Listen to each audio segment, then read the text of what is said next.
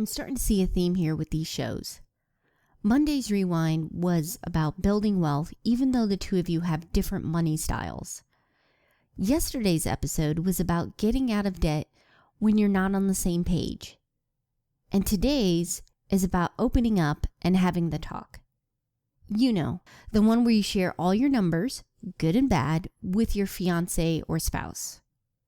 It's a scary thought, but it's important that the two of you find a way to be open and honest, not just about the money, but with your feelings. This episode features my favorite guest, my husband Rob. In this episode, we covered having our first money chat, the good and awkward moments. I even got to hear what he really thought when he first heard about my debt. We also discussed how we started our first budget, and I have tools and tips on how you can get started with your own money talk so it's less stressful and more productive.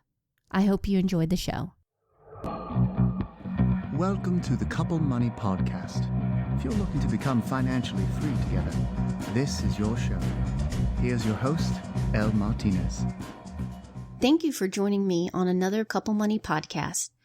Before we jump into the episode, I just want to quickly mention, if you listen to the Q&A session, you may have noticed our little girl was in it. I'm sorry about that. The Q&A is more informal and spontaneous. I'm just answering questions, so I didn't have a setup plan for that. My daughter was happily playing in her room, so I thought it'd be great to record then. And for the most part, it did work, but she rushed into the office a few times and had to redo some takes. This is a podcast about a real family, and sometimes real life happens. I hope you don't mind. Okay, back to our main topic. Today we'll be discussing one of the biggest concerns couples have when it comes to love and finances, having the money talk. When I say I mean exposing your finances to one another. This is a big step, and for many it is a scary step, especially if there's some messiness involved like debt. For years, I shared a monthly net worth update on Couple Money, but I don't think I really got into the first time we had an open and honest conversation about our finances. This episode is a new experience for both of us, and I hope it helps you with your own conversation. Don't let fear keep you from getting on the same page with your finances. I personally know how nerve-wracking talking about money can be. When my husband and I were first engaged and laid out the numbers, I was the one with the debt, and he had modest savings. Truth be told, even in that situation, I was happy we did it. Having the money talk can be an empowering experience and draw the two of you closer together. How you go about it makes all the difference. Today I'll be sharing some tips to help make the discussion less stressful and more productive. We'll go over do's and don'ts when setting it up, numbers that you should review, possible phrases and words to use, and some to avoid. I'll also chat with my husband afterwards about our own first discussion on money, so you have a general idea of what to expect. Finally, I'll share some useful sites, podcasts, and books that you can refer to when you're getting ready. Okay, let's get started.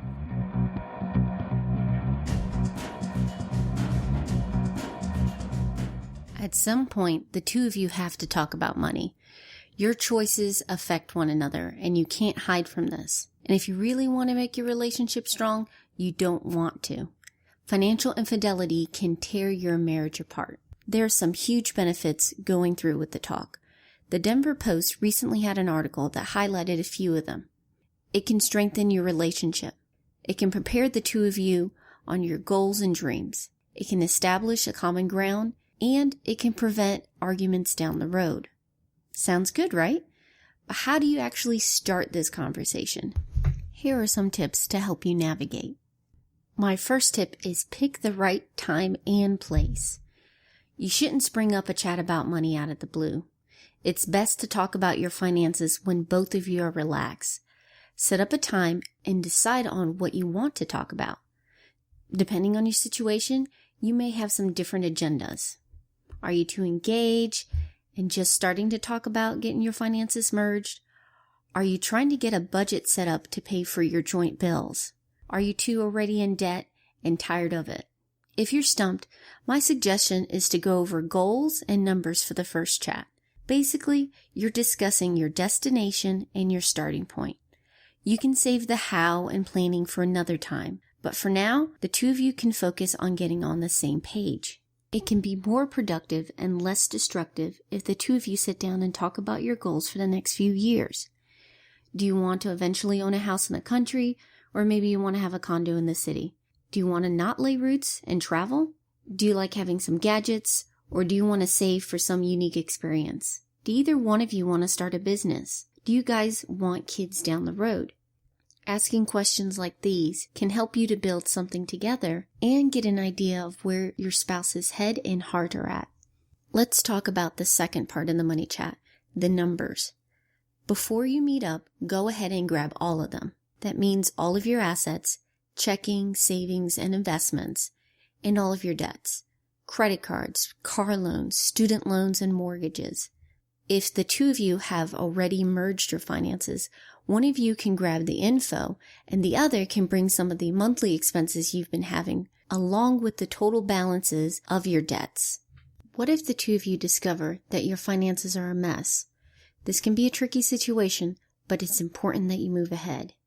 Here's where you have to watch how you talk. Blaming one another will only make both of you defensive and less likely to work together. Try moving the conversation away from the two of you and focus instead on your mutual goals. For example, okay, we're $30,000 in debt. What can we do to get this paid off? Or how can we make sure we don't incur any more debt? Or do you have any ideas on how we can cut back on the budget? Did you see how with those examples, instead of fighting each other, the two of us are positioned to fight the money problem? I'm not saying that you should ignore the cause or sugarcoat the problem. What I am saying is that you need to get on the same page and work together to fix the problems. But you're not going to do it overnight. Your goal for the first money chat is to just be open and honest. Save the ground level tactics and strategies and budgets for later. You're doing this one step at a time. Curious about how a chat can go? I'm going to go ahead and share our own personal story with you next.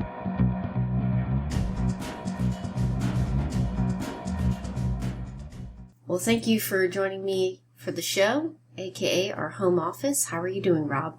I'm doing pretty good. How are you? Nervous. Wow. Okay, why don't we start off with what was your money situation before we got engaged? Before we got engaged, I believe I had managed to pay off my student loan. It wasn't a whole lot there, but I wanted to get that settled away first. It was just for community college, so it wasn't a whole lot.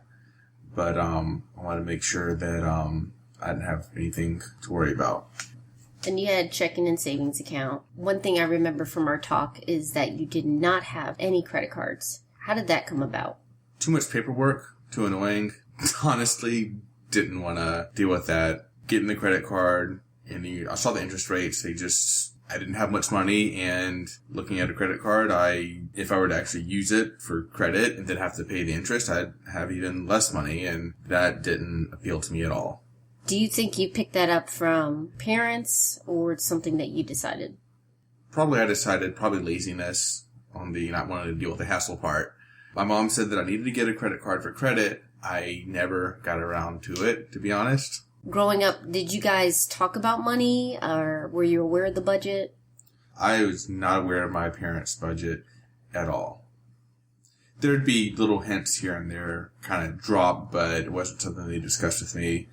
Okay, I know it's been a few years, so I don't have all the details, but I do remember when we were talking about finances and we were engaged, I gave you an idea that I was in debt. I don't think I gave you the exact numbers, but I did tell you up front. I had some credit card debt. I had a car loan that I was paying.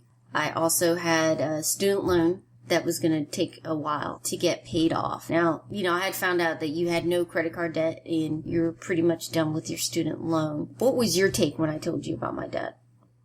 What am I getting into? Now, although, I don't believe I was given the actual numbers, so I guess I made certain assumptions about them as to how much they were. My student loan was significantly less, I believe, so I thought, that'll be paid off in no time at all. Oh, yours was more. Yeah. At that point, which is a reflection of where my head was with finances, I hadn't gathered all the data with the numbers. So I think that was also a factor in why I didn't give you the numbers, because I still had to gather them.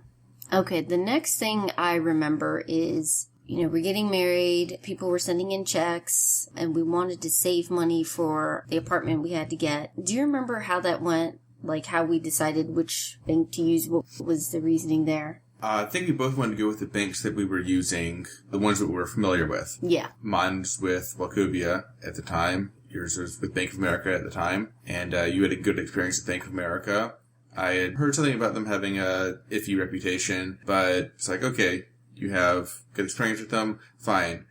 We'll use that then. I was right. But that didn't happen till after we got married. Then they went crazy. The joint account just made them go crazy. I was right. Fortunately, we got out before there was anything actually crazy happening. So when we got married, you were graduated, you had your first job after graduation, and I had an internship. When we did our budget, if I remember correctly, the idea was I didn't know how long my internship was going to last, so we were going to play it safe and budget on your income. Is that right? I think so. That sounds about right. So we were basically putting your money into savings the most part.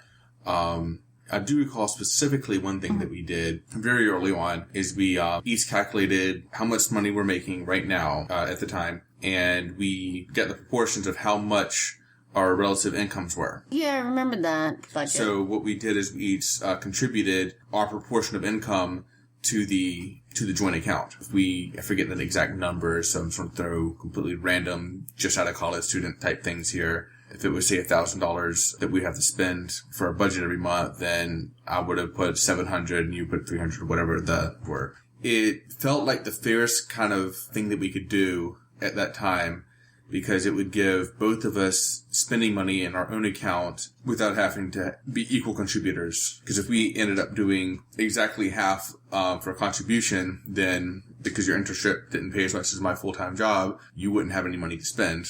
That does put a bit of a bigger burden on the one who makes more money, but the one who makes money still has plenty of additional personal spending money, if that's how it's going. For our first budget, we got off to the right start. We kept talking with each other and updating each other. We didn't have money fights, did we? Do you remember? Yeah, so we didn't have any fights, although I was taken a little bit aback about, how much debt there was that we, needed to clear out for you, once saw some of those numbers. But, figured, okay, well, got married, I inherited this now, we have to take care of it. I just had figured that we needed to, work together on this. There's going to be no point in fighting because it'll just make it more difficult to actually deal with it. Well, thanks for coming on the show. It wasn't as nerve-wracking as I thought it would be, and it was nice to go down memory lane with you. Yeah, thanks for having me. As you can see, our first money chat wasn't perfect. We didn't cover everything we needed to. But we did get started with being open and honest with our financial situations. It gave us a starting point that we could use and work together on. Something that helped us was a willingness to learn more and to learn from others. For me, that meant looking into personal finance blogs and even starting one of my own. To help the two of you get started, I want to share a few personal finance podcasts, blogs, and books that I think can help you get excited and ready about money. For podcasts, the three I would recommend are Better Conversations on Money and Marriage. Derek and Carrie Olson have a fantastic show where the two of them talk about working together on their finances and life. Stacking Benjamins, Average Joe, and the other guy chat about earning, saving, and spending money with a plan, along with financial trends that are going around so you can stay up to date. Finally, Listen Money Matters, where Andrew and Matt share practical and actionable money tips to help you with finances in a fun way. All of these podcasts also have blogs, so you can always get more information if you want. I don't have enough time to go over all the personal finance blogs I keep up with and I read, but I do want to highlight 5 of them right now. Make Love Not Debt. This happy Chicago couple have been writing about their engagement, marriage, and domestic adventures for about 8 years, so you can see how a couple goes through the ups and downs of life. Debt Discipline. You probably remember Brian from last week, where he shared his story about how his family paid off $100,000 of debt. You can see how far they came, and you can follow them as they start the next leg of their financial journey. Our freaking budget. Joanna and Johnny write about budgeting in a way that they can enjoy living in the present and still save for the future. Budgets are sexy. Jay Money blogs about growing his net worth by saving, hustling, and investing. Down to earth and funny, his posts will give you some food for thought. And last but not least, Cash Cow Couple. Jacob and Vanessa are a debt-free 20-something couple focused on keeping a simple life and building their finances together. For listeners who prefer to pick up a book, here are my 3 picks for personal finance. I Will Teach You to Be Rich. Sounds scammy, but the information inside is incredibly useful. I love how Ramit gives actual scripts you can use to get bank fees waived, slash some of your bills, and even having the money talk. Your money or your life. If you too are thinking about financial independence or maybe retiring early, this is a wonderful book to get into. It looks at both the finances and the mindset to become debt-free, have a career that fits your values, and investing for the future. And my last pick, Total Money Makeover. Dave Ramsey's bestseller gives simple and powerful steps to help you get out of debt and build your net worth. There you have it. Pick and choose a couple of them and get some ideas on how you want to tackle your finances together. Thank you for listening. I hope you got to know me and my husband a little bit better. Maybe I can get Rob to come back on the show so we can talk more about money chats and budgeting together. Please let me know what you think by emailing me at l@couplemoneypodcast.com. You can also send in questions and ideas for future topics. Show notes are up for this episode so you can be prepared for your own money talk. Remember, you don't have to make it a huge deal. You can always ease into it with smaller chats. If you'd like to get this weekly podcast sent to you as new episodes come up, please subscribe. We're on iTunes and Stitcher. If you prefer your own player, I also have the RSS feed up on couplemoneypodcast.com. Quick favor, could you please share this with your friend or leave a positive review? I read every one of them. It's my goal to make this podcast both motivating and practical for couples looking to build their marriage and finances. Thank you again for listening. I hope you join us next episode. Eric from Narrow Bridge Finance will share how he went from a looming layoff to a new job with a $6,000 raise. Take care and have a great day.